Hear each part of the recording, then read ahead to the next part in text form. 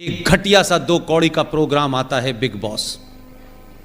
उस प्रोग्राम के अंदर किसी एजेंडे के तहत ब्राह्मण लड़कियों को दिखाया गया है और कश्मीर जिस एजेंडे के तहत हिंदुस्तान की फिल्मों से मंदिर भजन गायब हुए और मौला रे मौला शुरू हो गया, जिस एजेंडे के तहत हर कैरेक्टर में लड़की हिंदू है और लड़का मुसलमान है, हर एजेंडे के तहत इस्लाम को ग्लोरीफाई करने की कोशिश की जा रही है और हिंदुओं को कास्ट और गंदी गंदे तमाम जो चीज़ें, जो पाखंड है, उसको ऐसे दर्शाया जा रहा है कि देखो हिंदू धर्म में कितनी खराबियां हैं। उसी एजेंडे के तहत देश जागृत हुआ है और लोगों ने कंप्लेन करना शुरू कर दी है। एक घटिया सा 2 कौड़ी का प्रोग्राम आता है बिग बॉस।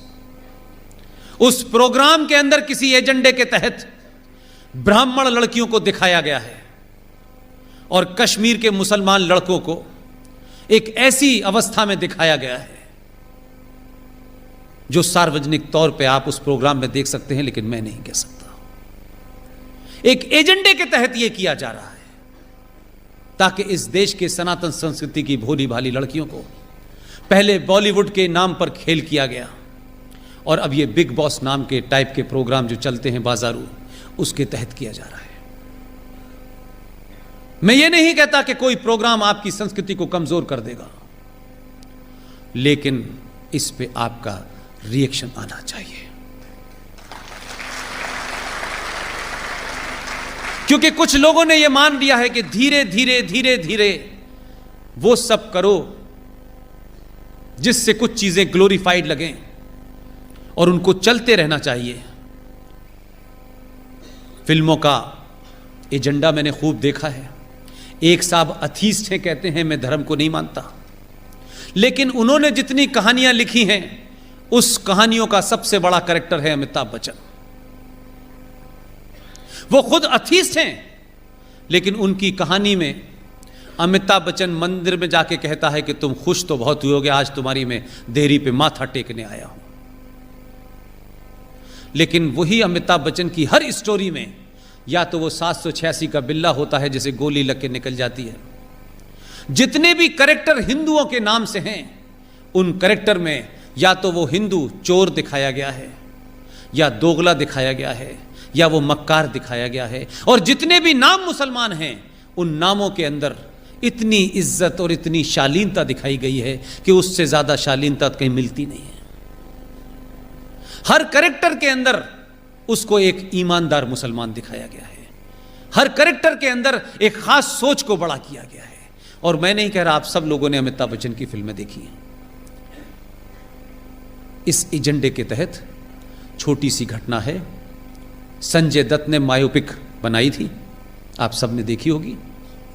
उसी बायोपिक के अंदर एक जुमला है जिसने सब कुछ ब्लैक एंड व्हाइट कर दिया, क्योंकि उसमें कुछ झूठ नहीं है।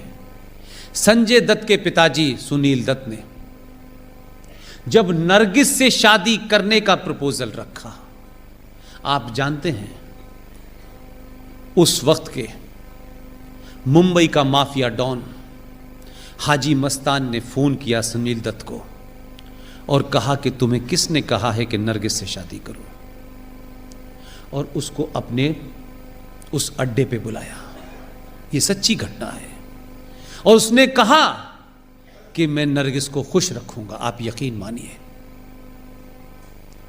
इस देश में स्थिति आपकी ये थी कि आप किससे शादी करें, उसके लिए उस मुसलमान अगर माफिया डॉन है तो उसकी भी इजाजत लेनी पड़ेगी, और ली। पूरी जिंदगी उसने ईमानदारी से निभाया, लेकिन उसके लिए एक माफिया डॉन की परमिशन जरूरी थी। लेकिन आपकी लड़कियों को इसलिए वर्गलाया जा सकता है, इसलिए वो इजीली टारगेट हो जाती हैं कि हमारे घर में हमारी माएं, एक एवरेज मां की बात कर रहा हूं, हमारी माएं चमत्कार की खोज में ऐसे ऐसे बाबाओं के यहां चली जाती हैं कि एक बाबा हैं, वो कहते हैं समोसा खाया था, तो वो कहती नहीं, तो उसे चटनी से खाया था? तो उसने कहा खाया था। तो चटनी कौन सी थी? कि लाल रंग की थी? नहीं, हरे रंग की थी। तो लाल रंग की खाना, सब ठीक हो जाएगा। ऐसे बाबा बहुत घूम रहे हैं। और भारतीय महिलाएं ये कब से चमत्कार में पड़ने लगी? कोई रहीम साहब के घर जा रहा है, ये अलग अलग बाबाओं ने जो दुकानें चला रखी हैं, इसमें सबसे ज्यादा भारतीय नारी क्यों जा रही है भाई? उसका घर संपन्न है, उसके घर में सब कुछ मौजूद है। क्या ऐसी बात है कि वो चमत्कार के चक्कर में अपने बच्चों और बच्चियों को छोड़ करके इन बाबाओं के भुलावे में आ रही है? और वो बाबा क्या क्या करते हैं वो बाद में पता चलता है। आप सनातन संस्कृति की हैं, आप उस वंशज की हैं जिन्होंने जौहर किया है, आप उनकी वंशज हैं जो दुर्गा बन के जिन्होंने अपने दुश्मनों का सर्वनाश किया है। आप लोग अपनी उन लड़कियों से जिन्होंने हाई स्कूल कर लिया है, जिनके अंदर समाज के बदलाव हो रहे हैं, जिनके शरीर में एक नेचुरल बदलाव हो रहे हैं। आपकी वो बेटी भी इसी समाज में रहती है, उसके अंदर भी अजीब अजीब इच्छाएं जो होंगी वो आएंगी। मेहरबानी करके बाबाओं के चंगुल में न जाएं। अपनी 10वीं क्लास की लड़की को अपना दोस्त समझ के उसके मन मस्तिष्क में होने वाले बहुत सारे कोतूहल को शांत करें, उसको बताएं। दोस्त बन के रहेंगी तो वह अपने मन की बहुत बातें आपसे करेगी। अगर आप सिर्फ मां बन के रहेंगी तो अपनी बात नहीं बताएगी। और इस शहर में बहुत सारे शिकारी घूम रहे हैं जो कलेवा पहन करके लड़कियों के स्कूल के बाहर घूमते हैं और उनको अपने चुंगल में फंसाते हैं। और उसके बाद क्योंकि आपके पास समय नहीं है अपनी बात सुनाने का और सुनने का, वो अपनी बात अपने मन की किसी ऐसे आदमी से कह देती है, किसी भरोसे में कह देती है कि उसको ये पता नहीं चलता है कि मैं धीरे धीरे एक ट्रैप में फंसने जा रही हूं। और जब तक उसे ध्यान आता है तब तक जिंदगी बर्बाद हो चुकी होती है। आप तमाम माएँ बहनें अपने उन बच्चों के साथ बैठें, उनसे बात करें। और सोना पहनने का भारतीय नारी को बहुत शौक है।